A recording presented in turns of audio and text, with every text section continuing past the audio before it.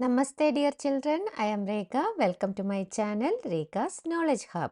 Today we will see NCERT Classic Science Chapter 4 Exploring Magnets Part 1. Reshma lives in a coastal town of Kerala and is very fond of writing short stories. Her grandmother loves listening to her stories. So Reshma was writing a new story to share with her grandmother on her 60th birthday. What do you mean by coastal town? Coastal town refers to a town or city located on or near a coastline. These towns often have access to the sea and benefit from coastal resources such as fishing, trade, and tourism. So, Reshma lives in a coastal town of Kerala. Many coastal towns are there in Kerala: Kochi, Kovalam, Alappi, Varkala, etc. These are the coastal towns in Kerala. And she is very interested in writing short stories. Reshma, she is very interested in writing short stories. Her grandmother loves listening to her stories. So Reshma was writing a new story to share with her grandmother on her 60th birthday.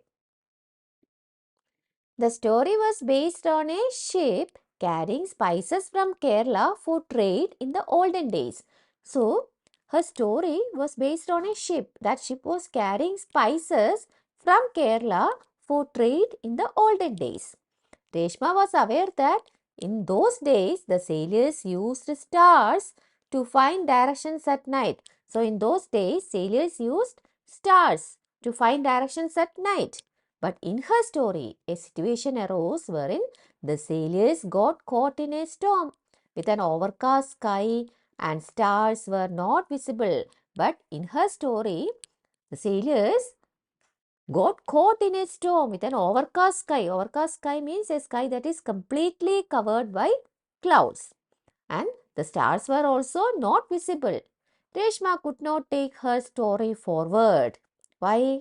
As she could not think of a way for sailors to find directions. She could not find a way for sailors to find directions. So, she searched for information on the internet and her school library. She learned that the travelers used a device known as a magnetic compass for finding directions.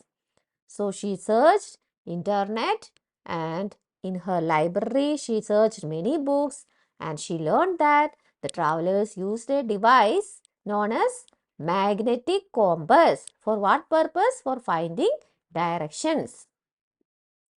Reshma had seen pencil boxes and purses which had magnets to keep them closed. You might have used these items.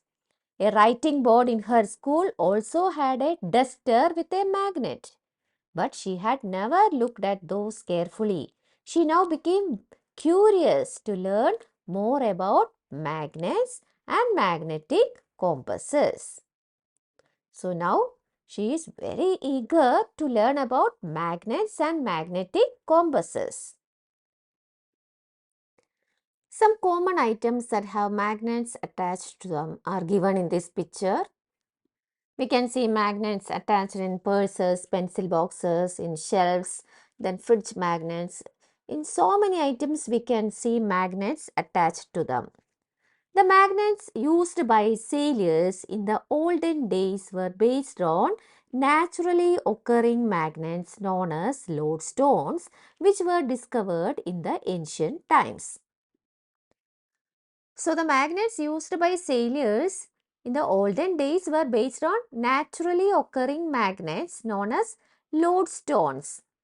See, lodestone is a naturally occurring magnetic mineral that is also known as magnetite. It is black in color and it has a natural magnetic field that attracts iron and other magnetic materials. So, this property was used by early sailors to create compasses which helped them navigate the seas. Later on, people found out that magnets could also be made from pieces of iron. Then later, people found out that magnets could also be made from pieces of iron. Nowadays, we have magnets made of different materials. The magnets that you find in your school laboratory and those used in pencil boxes, stickers, toys are all artificial magnets. So, the magnets used in your pencil boxes, stickers, toys, then in your school laboratory, all are artificial magnets. The magnets can be of various shapes, some of which are shown in figure 4.2.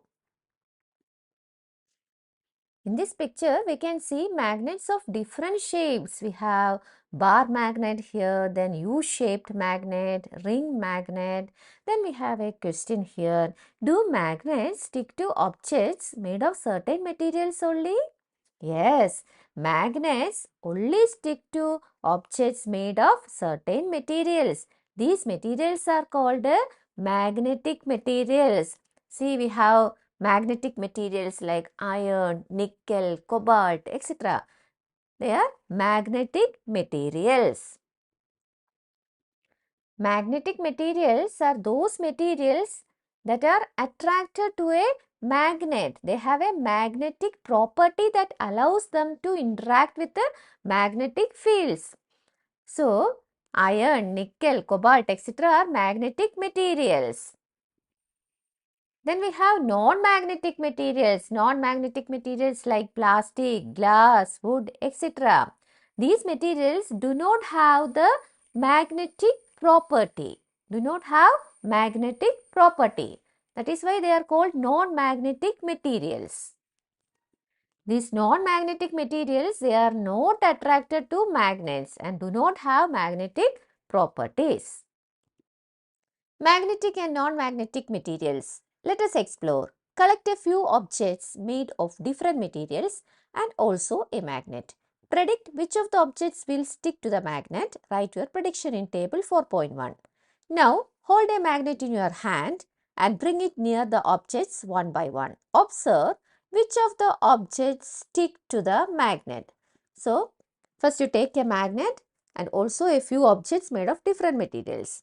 Then you predict which of the objects will stick to the magnet.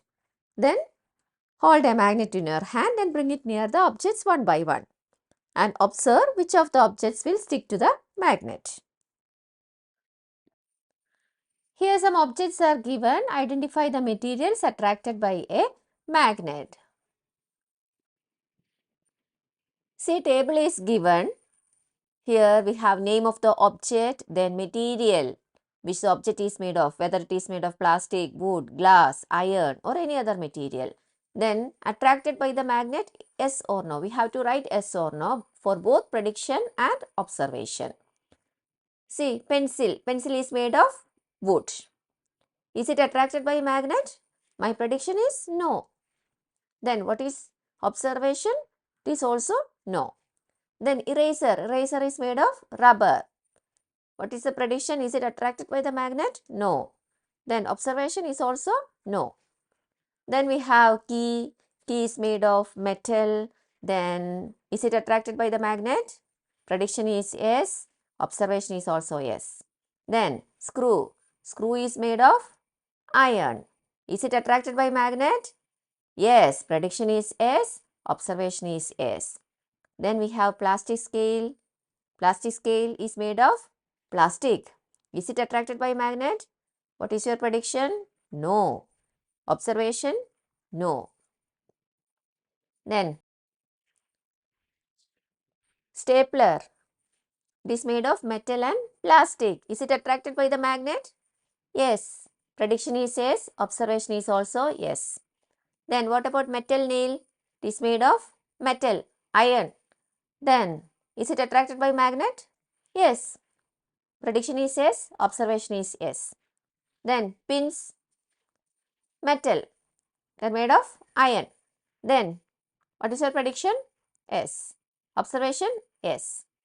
Then candle is made of wax. Is it attracted by magnet? No. What is your observation? No. Then towel made of cotton. Is it attracted by magnet? No. Then what is your observation? It is also no. Then scissors made of metal and plastic. Is it attracted by a magnet? Yes. Prediction is yes. Observation is also yes. Was your prediction correct for all objects? Which material stuck to the magnet? What conclusion can you draw? Through this activity, we found out that some of the objects were attracted to the magnet and stuck to it, while others were not. The materials which are attracted towards a magnet are called magnetic materials. So, we found out that some of the objects were attracted to the magnet and stuck to it, but some of the objects were not attracted to the magnet. So, the materials which are attracted towards a magnet, they are called magnetic materials. The metal iron is a magnetic material. Nickel and cobalt are other metals that are also magnetic. So, magnetic materials, examples for magnetic materials are iron, nickel, cobalt. Some of their combinations with other metals are also attracted towards magnets. The materials which are not attracted towards a magnet are called non-magnetic materials. So, materials which are attracted towards a magnet, they are called magnetic materials, and materials which are not attracted towards a magnet, they are called non-magnetic materials. Which materials listed in table 4.1 were found to be non-magnetic? See, there are so many materials in that table which are not magnetic. For example, pencil. Pencil is made of wood. It is non-magnetic. Then eraser. It is made of rubber. It is non-magnetic. Then plastic ruler. It is made of plastic. It is also non-magnetic. Then glass tumbler. It is made of glass. It is also non-magnetic. Then towel. It is made of some cotton. It is a cloth. It is also non-magnetic. The next question. Do all parts of a magnet attract magnetic materials equally? That we will see in the next part. See, all parts of a magnet do not attract materials equally. The ends or poles of the magnet, they will attract materials more strongly. Okay. The middle part of the magnet has weaker magnetic force when compared to the endpoints or poles. Next we have poles of magnet. Let us investigate. Spread some iron fillings, very small pieces of iron on a sheet of paper. Place a bar magnet over them. Tap the paper and observe carefully what happens to the iron fillings. So you spread some iron fillings. Iron fillings are very small pieces of iron. So you spread some very small pieces of iron on a sheet of paper. Then place a bar magnet over them. Then tap the paper. Then you observe carefully what happens to the iron fillings. Do you observe anything special about the way they stick to the magnet? Do the iron fillings stick all over the magnet uniformly? Or do the iron fillings stick more at some places? So you observe where the iron fillings stick. Do the iron fillings stick all over the magnet uniformly, or do the iron fillings stick more at some places? You have to check. We find that maximum iron fillings stick near the ends of the bar magnet, while a very few iron fillings stick at the remaining part of the magnet. So, maximum iron fillings stick near the ends or poles of the bar magnet. Very few iron fillings stick at the remaining part of the magnet. We will see in this picture. Observe this picture. Iron fillings sticking to a bar magnet. See, most of the small pieces of iron, they stick to the poles. Very few iron particles stick to the remaining part of the magnet. If we repeat this activity with magnets of other shapes, do we get the same result? Yes, if we repeat this experiment with other magnets like ring magnet or U magnet, you will get the same result. Most of the iron particles will stick to the poles. These ends of the magnet are called two poles of the magnet, the north pole and the south pole. Most of the iron fillings stick to the poles of a magnet of any shape. So these ends of the magnet, they are called poles of the magnet. There are two poles, north pole and south pole. Most of the iron fillings, they stick to the poles of the magnet. It is not possible to obtain a magnet with a single pole. See, if a magnet is broken into smaller pieces, north and south poles always exist in pairs, even in the smallest piece of the magnet.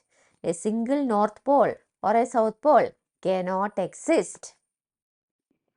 So, it is not possible to obtain a magnet with a single pole. Magnets always have two poles, a north pole and a south pole. This is a fundamental law of magnetism. If you were to cut a magnet in half, each half would still have both a north and south pole. A single north pole or a south pole cannot exist. Finding directions, let us experiment. Suspend a bar magnet with a thread tied to the middle of the magnet. As shown in figure 4.5, you may need to adjust the position of the string till the magnet is balanced horizontally.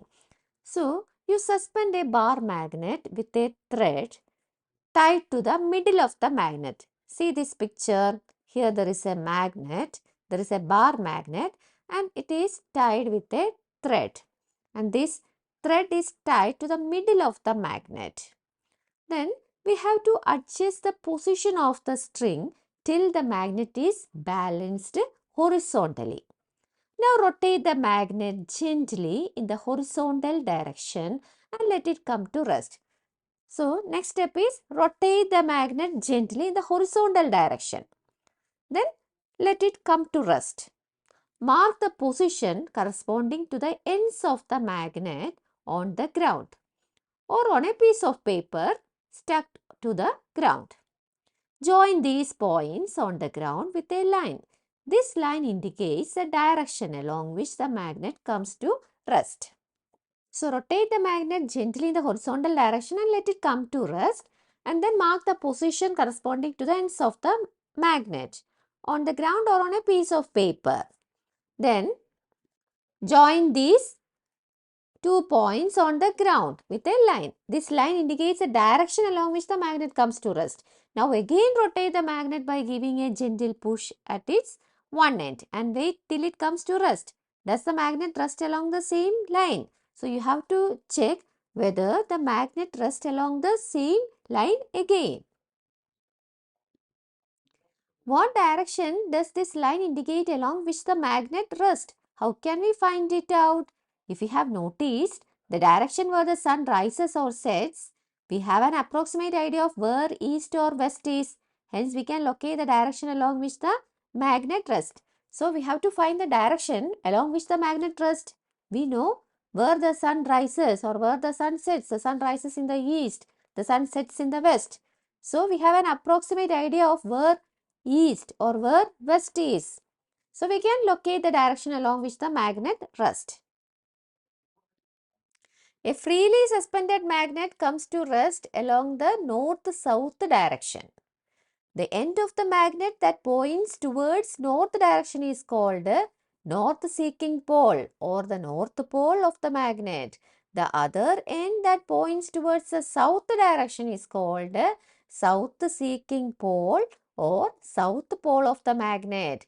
A freely suspended magnet rests along the north-south direction because our earth itself behaves like a giant magnet.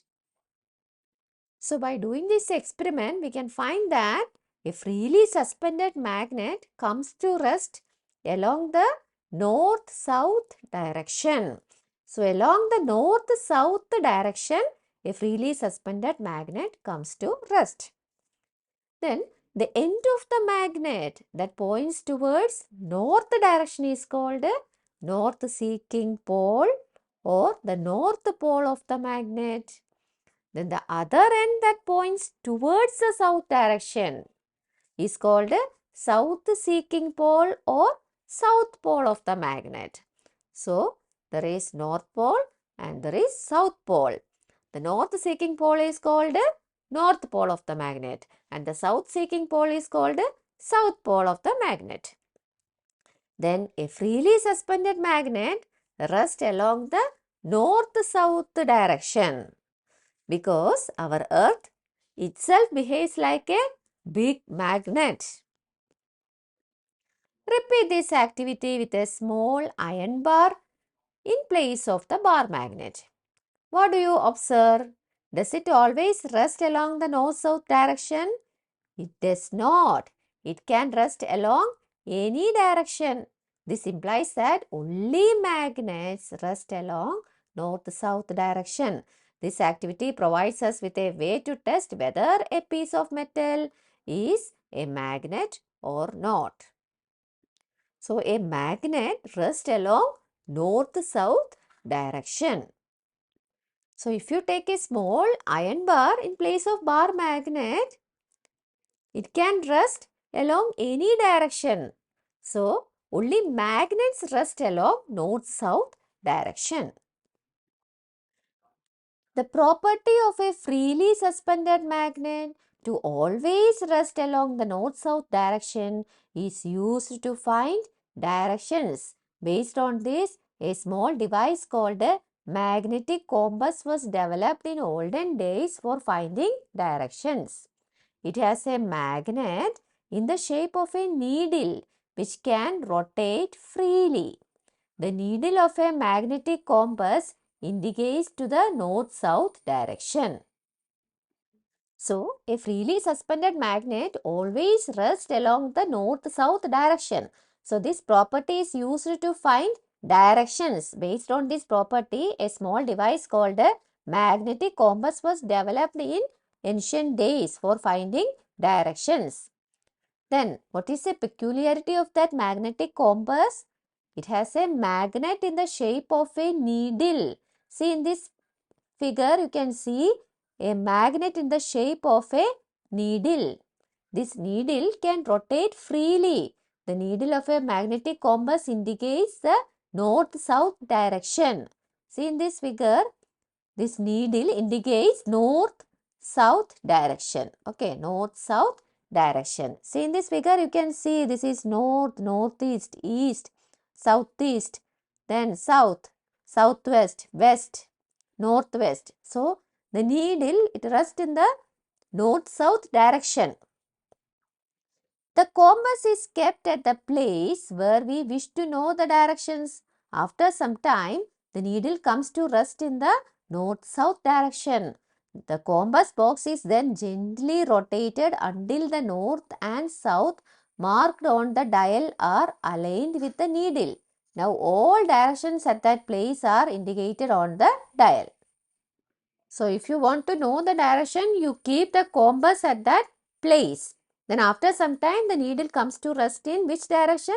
In north-south direction. Then the compass box is then gently rotated until the north and south marked on the dial are aligned with the needle.